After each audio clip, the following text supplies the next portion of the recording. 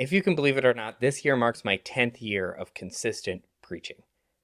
And this sermon, the one I'm about to give, has given me more anxiety than any other I've thought about preaching. I mean, if you think I look tired, it's because I am tired. I haven't been sleeping. There is something about putting yourself out there, giving voice to a conviction that for the first time that you know will result in people questioning your sanity, that it sort of kind of tests you. Countless times I've thought to myself, Sean, you shouldn't do it. It's not worth it. Not worth the angry and confused emails that will flood your inbox next week. Not worth the cost to the relational capital. But even when my resolve wavers, this deep conviction grounds me in my truth. There are times when it's okay to agree to disagree, but this is not one of them. Like we do sometimes at Foothills, I'm going to deliver this sermon in 2 parts. And if you're not with me in part 1, then just you wait until part 2. Okay.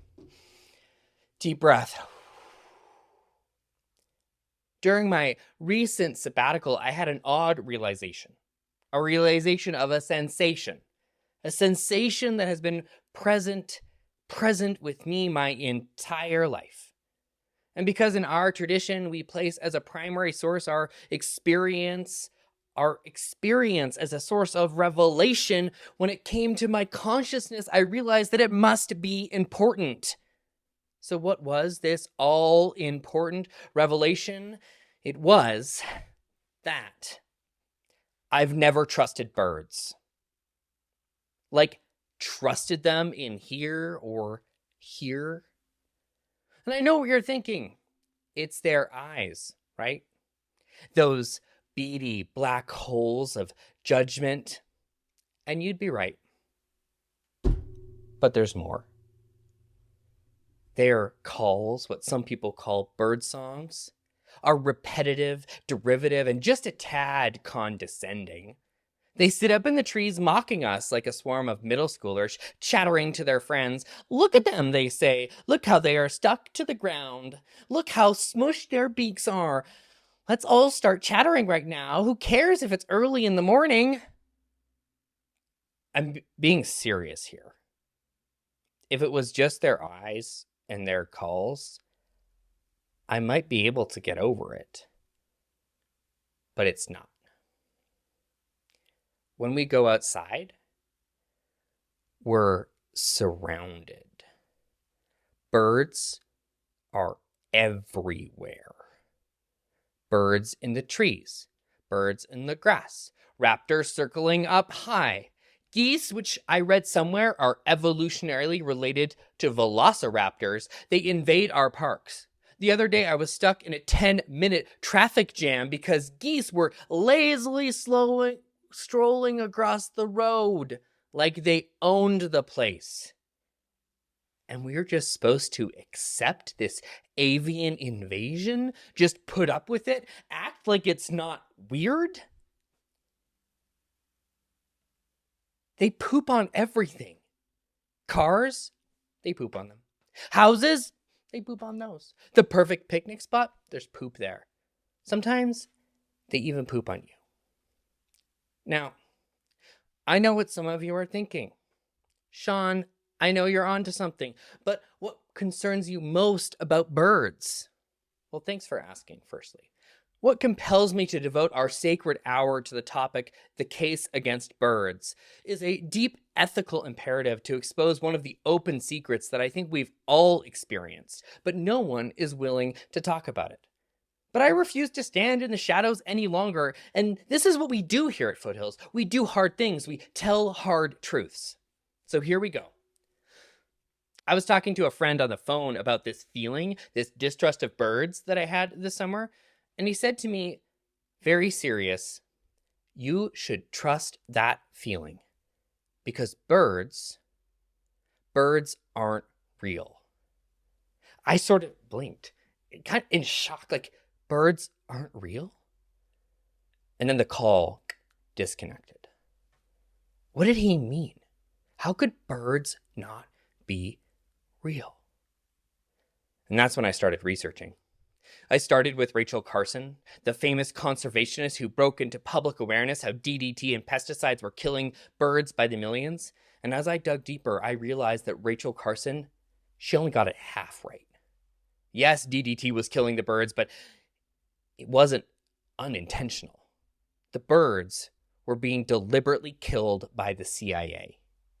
Now, stay with me. I know it sounds absurd, but it also sort of makes sense, right? This is the CIA, after all. The unhinged government agency responsible for political coups the world over. If they needed to eliminate birds, they could, and they did. It was the 1950s. America was locked in our battle against the Red Scare. Anti-communism was sweeping the nation. The CIA was ramping up their domestic surveillance programs to fight communist infiltration. They were putting audio and video recording devices in key cities. But it was Allen Dulles, the first civilian director of the CIA. His team ran into a limitation. You see, people move, and recording devices didn't. Soviet spies were instructed to not meet in one place for a long time, often taking long walks with their informants. So what's an obvious solution? Birds. Birds move. So they got to work. According to various websites, while surveillance technology was in its infancy at the time, teams at the CIA began experiments with attaching recording devices. First, just audio onto 100 birds in the DC metro area. The program was unsuccessful only because the birds were resistant to being caught after they completed their recording missions. But this barrier didn't stop the CIA, no. For they realized they had stumbled on the right mechanism in airborne surveillance, but the wrong delivery, relying on flesh and blood birds. So what if they made mechanical birds? Well, according to various sources, the CIA contracted Boeing to design mechanical birds that could pass for real creatures. Real creatures that could be inserted into public spaces. Real creatures, or robot drones, that could have the recordings easily retrieved. I mean, it's crazy, right? Government drone birds, but also, this is the CIA we're talking about. You could start small. A few prototypes, say. Take the form of common DC birds, rock pigeons, house sparrows, the downy woodpecker. Pigeons could gather together to amplify their recording capacity in large public squares and plazas. House sparrows, ubiquitous in suburban neighborhoods, could surveil the same residential communities unnoticed. It was the woodpeckers, I think, that were a stroke of genius. How do we find birds that could intentionally sabotage or implant additional recording devices? Peck, peck, peck. Now, once the initial prototypes were tested in real-life situations, they could begin the replacement. And so as Carson started to notice the birds disappearing, they began their substitutions, gradually murdering billions of birds and launching the largest foul domestic surveillance program the world has ever seen until they invented Facebook. So, to recap, the government murdered all the birds and replaced them with drones. Birds aren't real. Now you may be thinking, this is way too far-fetched, but listen to this. Gonna give him a kiss. Gonna give him a kiss. Gonna give him a kiss. Gonna give him a kiss. My sweet turd. My sweet turd bird. Who's my precious jabby bird? Who's my precious jabby bird? Who's my precious jabby bird? Who's my sweet jabby angel? Who's my precious? Who's my sweet jabby angel?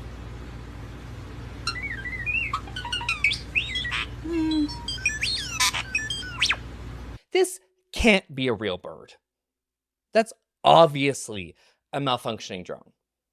Not convinced? Think about it. There's always been that bird that seemed a little too interested in you.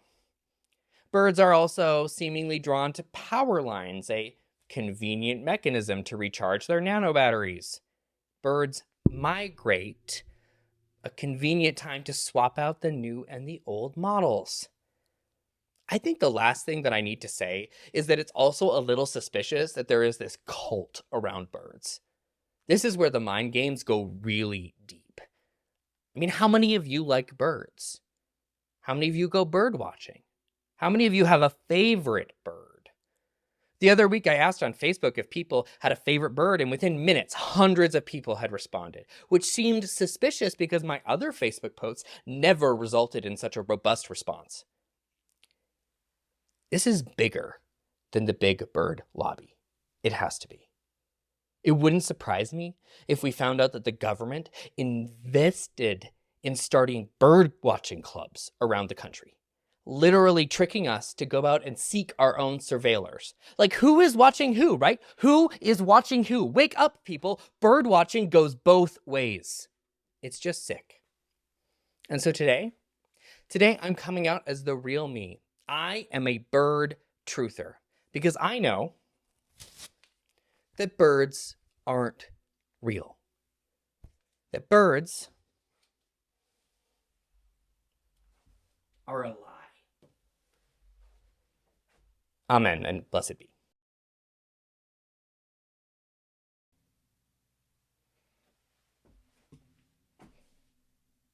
Hey again. There is a story about the Chinese monk Bodai, a quasi-historical figure in Buddhism, otherwise known as the Laughing Buddha. Bodai was well known for his pranks and mischief, and he did not disappoint, even in death. For you see, he knew that he would be cremated when he died. And so as he was dying, he stuffed his pockets with gunpowder and fireworks, so that when his followers gathered around this funeral pyre, ready to honor his transition from this life back into the wheel of samsara, or maybe to escape it altogether, they would be, well, amazed, shocked, surprised even, and hopefully burst into fits of laughter as his corpse exploded on the pyre at his own funeral. Boom. I mean, talk about going out with a bang. I love that story, because too often we, especially white folks, are unwittingly drafted into the cult of over-seriousness, assuming that because life is precious, important, serious, and sacred, that the only response is stoic, reserved, rigid, reverent in a very serious way. Life is serious, but we don't have to be. Because often when we meet life's seriousness in kind, we shut ourselves off from the underworld of delight, where absurdity fuels pleasure, where mischief breeds playfulness, where tricksters speak the deep truths that we actually need to hear. Every evening at about 5 p.m., my son and I try to trick each other. The game begins when dinner is complete. One of us makes a move, concocting a distraction, at times mundane, at times alluring. Sometimes it's simple as, I think someone's knocking at the back door. The point of the distraction is to draw the other person's attention sufficiently astray so that you can beat them in a race up the stairs to be the first person to have your toothbrush adorned with paste and ready to declare war on the sugar bugs. Now, I am not generally a gullible person, but every evening around 5 p.m., let's just say, if you told me that gullible wasn't in the dictionary, I'd probably pull one out just to check. I just don't know what happens to me. I always get so distracted. What I do know is that when we added a little pinch of mischief into the little things, we stop fighting and start playing, turning a repetitive and relatively boring task into the nexus of trickery and delight, and our teeth get brushed. My favorite part of this cat and mouse game we play every evening is the loud cackle that Aiden releases when he's tricked me. A cackle of joyful trickery, pure and simple. Joy in the little things. But in that moment, it's joy in all the things. I wonder how we all can use trickster spirits to revive delight amongst the ordinary, how mischief can unlock laughter, how subverting the sober serious ushers in a different path to delight.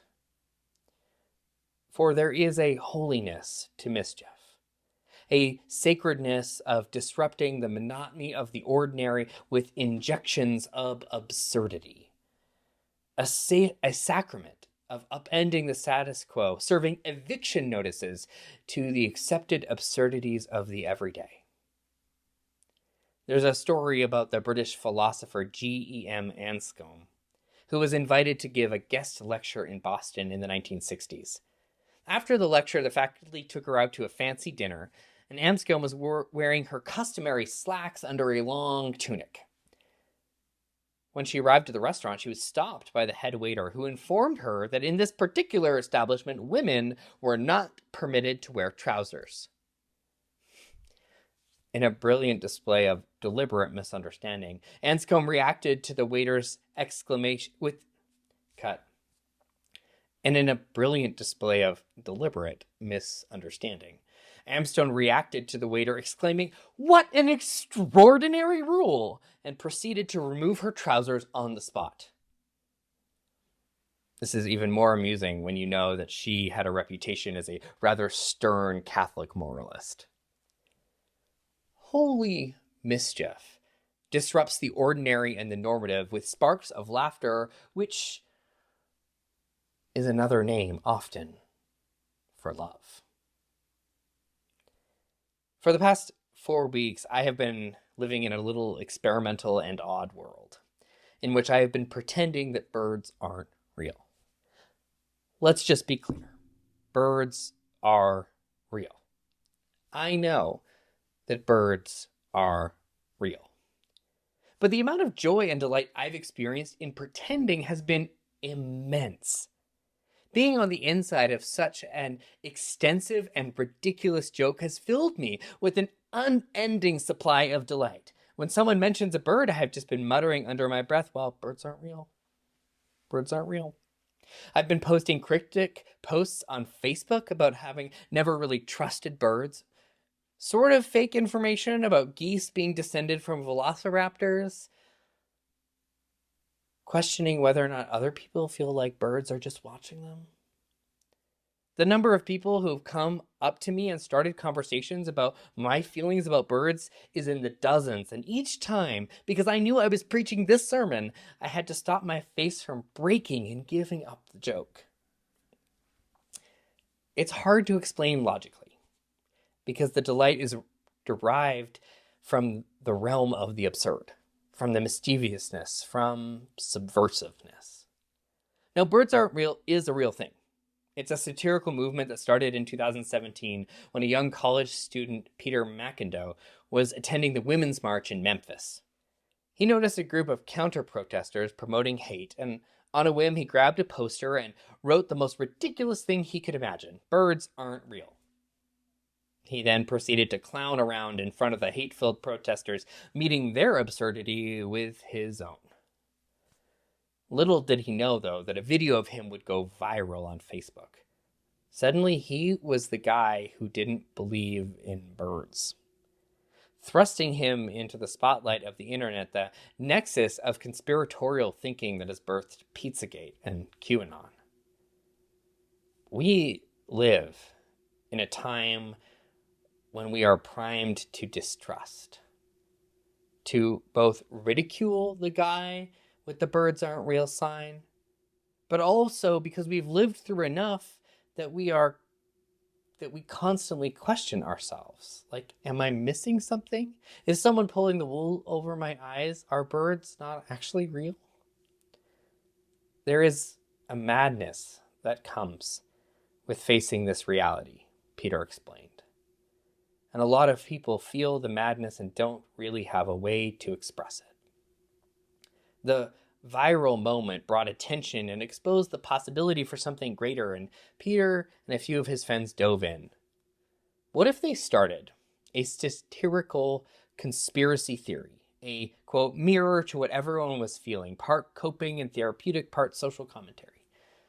This started a 5-year deep social experiment, with chapters sprouting across the country, rallies in dozens of cities, and Peter became his character, never publicly breaking from his belief, even in media interviews, that birds were not real, that they've been replaced by drones. He drew inspiration from the type of thinking that was common in his sheltered, conservative, evangelical homeschooling upbringing. But the question you might be asking is, why would anyone want to be a part of a movement like this? In an interview with the New York Times, Peter reflected, "I've come to look at it just like a real symptom of a greater sickness in our society, that there is a void of meaning in a lot of ways, and people are reaching just desperately for any community."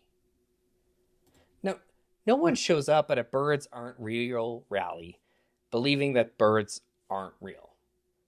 They show up to take up a character, joyfully shouting, "Birds, birds, birds, lie, lie, lie," parroting the sounds of other conspiracies.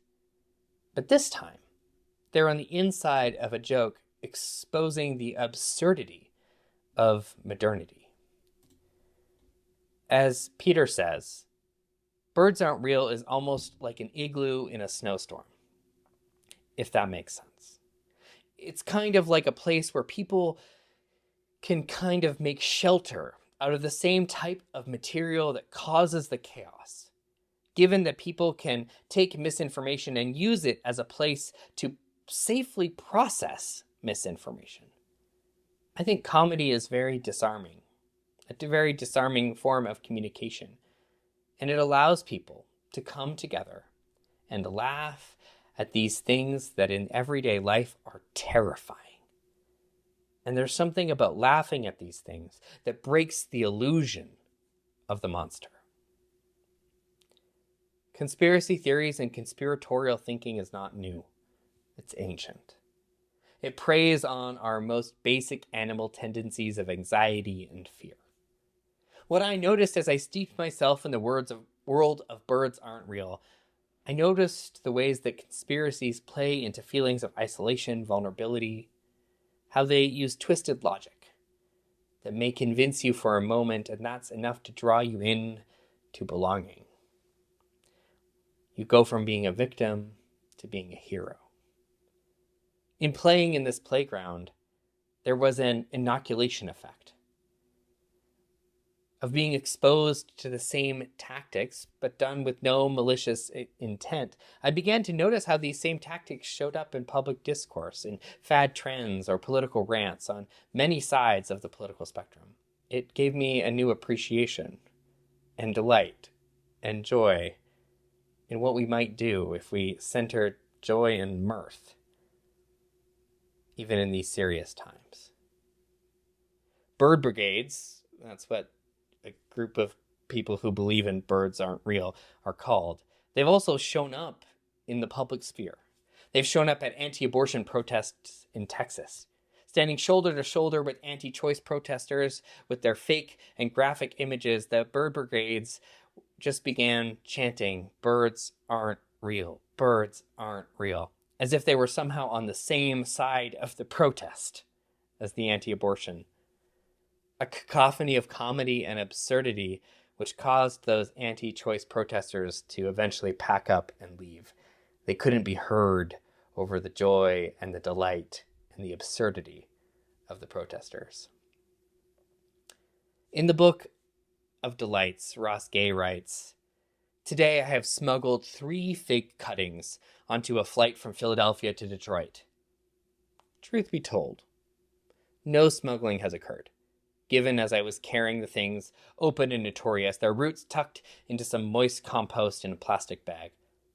But smuggling makes it sound more thrilling than what it appears, carrying a few sticks in a bag, and therefore more like what it is, carrying living creatures for replanting about 700 miles away. Often, white folks and religious liberals like Unitarian Universalists default to spiritual practice that privileges reserved noticing over embodied experiencing and expression. When our lives are ordered and understood and clear, we can relax and exhale. Our gratefulness moment at the end of each service is a perfect example. But behind that restraint is often a fear. A fear of the way the unhinged and the uncontrollable might topple the apple cart on top of us, leaving us uncomfortable and confused. Maybe how some of you felt during part 1 of the sermon. But if we are to face the real challenges of the day, we must be able to respond to the experience of discomfort with playfulness, not fear. If we cannot experience something we don't understand or endure being discomforted by someone spouting nonsense, how on earth are we going to love the hell out of this world? Can I get an amen? We got to be spacious enough to unclench, to stop assuming that white-knuckling our way through life is the morally superior path, or mistaking tidiness with godliness. Trickster teachers, holy mischief, invites us into an underworld of delight accessible everywhere when we add just a little twinkle and a little holy mischief to our lives. Let's make it so. Amen.